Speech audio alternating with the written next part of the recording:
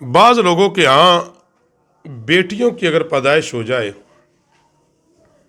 وہ اپنے لیے بڑا باعث عار سمجھتے ہیں، اور خواتین میں اب یہ بیماری ہے، مردوں میں تو تھوڑی بہت ہے ہی ہے، مگر خواتین میں کہ اگر ایک دو تین بیٹیاں اللہ رب العالمین عطا کر دیتا ہے تو اس کو تانے دینا شروع ہو جاتے ہیں جس کے ہاں بیٹیاں ہوتی ہیں کہ یہ بیٹیاں ہی پیدا کر رہی ہے، اور اس کے جو ساس سسر ہوتے ہیں وہ بڑا منہ بناتے ہیں، کچھ مرد حضرات بڑے غم زدہ ہوتے ہیں، بیٹیاں ہوگی اب کیا بنے گا،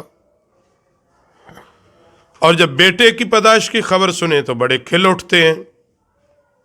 تو ایسا طرز فکر اپنانا یہ کیسا کہ بیٹی کی پیدائش پر غمگین، پریشان، اور بیٹے کی ولادت پر اظہار خوشی۔ یاد رکھو، مختصر اس کا جواب شروع میں تفصیل بھی بیان کروں گا کہ بیٹیوں کی پیدائش پر غم کرنا، یہ اس کو باعث عار سمجھنا، یہ جہالت، لادینی اور کفار کا طریقہ ہے۔ اسلام میں اس کی کوئی گنجائش نہیں۔ اسلام کیا ہے کہ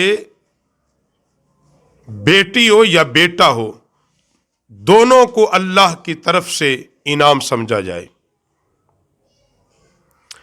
اب قرآن پاک نے سورۃ النحل کے اندر مشرقین مکہ کے طرز عمل کو بیان کیا۔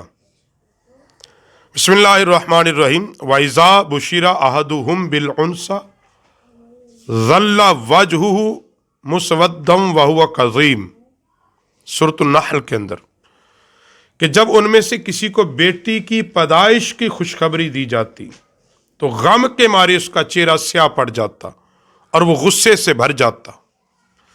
یعنی کافروں میں سے، کفار مکہ میں سے، مشرقین مکہ میں سے کسی کو جب بیٹی کی خوشخبری دی جاتی پیدائش کی، اس کا چہرہ سیاہ ہو جاتا اور وہ غصے سے بھر جاتا۔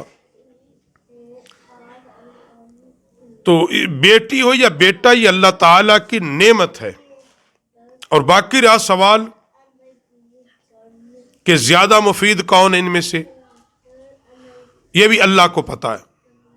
کوئی یہ سمجھ کے کہ بیٹا ہوا ہے خوشی کرے، میرا بیٹا جو میرے لیے نفع بخش ہوگا، اس کا علم تجھے نہیں ہے۔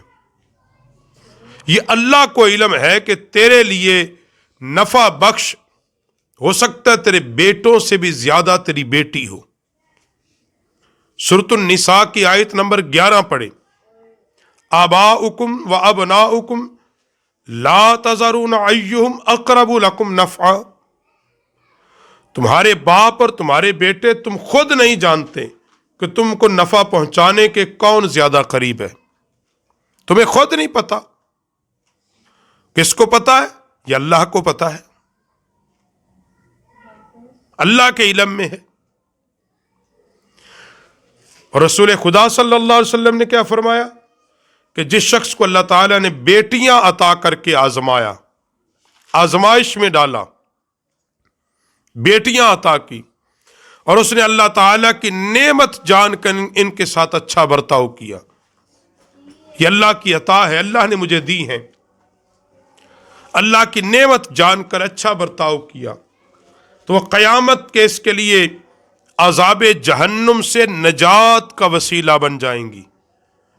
اگر بیٹیوں کی قدر و قیمت کرو گے، عزت کرو گی، حسن سلوک کرو گے، ان سے محبت اور شفقت سے پیش آؤ گے، تو آقا نعمت علیہ السلام نے فرمایا قیامت کے دن یہ بیٹیاں جہنم کے عذاب سے نجات کا ذریعہ بنیں گی۔ اور خود رسول پاک صلی اللہ علیہ وسلم نے فرمایا جس مومن نے 2 بیٹیوں کو پال پوس کر جوان کیا، وہ قیامت کے روز میرے اتنا قریب ہوگا جیسے ہاتھ کی 2 انگلیاں۔ ان نبی علیہ السلام نے انگلیوں کا اشارہ کیا، جیسے ہاتھ کی 2 انگلیاں قریب ہیں، ایسے وہ قیامت کے دن میرے قریب ہوگا۔ اور آپ علیہ الصلوۃ والسلام نے فرمایا جس کی ایک بیٹی ہو وہ اس کی بہتر تعلیم، تربیت کا اہتمام کرے، اور اللہ تعالیٰ کی عطا کردہ نعمتوں سے اپنی بیٹی کو خوب نوازے۔ اللہ نے جو اس کو دیا ہے اس کی عطا میں سے اس کو خوب نوازے تو قیامت کے دن اللہ تعالیٰ اس بیٹی کو عذاب جہنم سے نجات کا وسیلہ بنا دے گا۔ تو بیٹیوں کے پرورش کرنے، ان کا پالنے پوسنے پر انعامات اور رحمتوں کی برسات خود زبان رسالت مآب صلی اللہ علیہ وسلم نے بیان کی ہے۔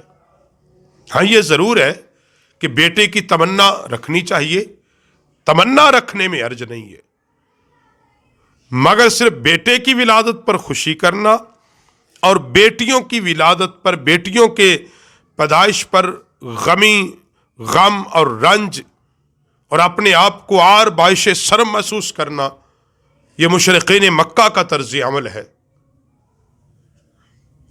اسلام کیا ہے کہ یہ اللہ رب العالمین نے جو جانا، اس کو اللہ کی نعمت سمجھا جائے، اس نے سلوک کیا جائے، محبت کی جائے، دست شفقت رکھا جائے۔ اب رہا کہ تیرے لیے نفع بخش کون ہے، یہ تو نہیں جانتا، ہی تو اللہ جانتا ہے۔